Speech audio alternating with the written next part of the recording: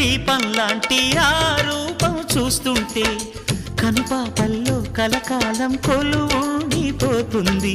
నడకైనా నాట్యంలాగే అనిపించే తన వెంటే దివిలో ఉండే మెరిపే దిగి వచ్చిందనిపిస్తుంది.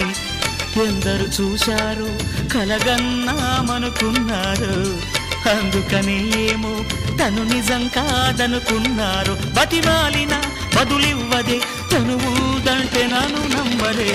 నేలనడిగా పువ్వులనడిగా నీలి నింగి చుక్కలనడిగా ప్రేమించిన చెలియేదని.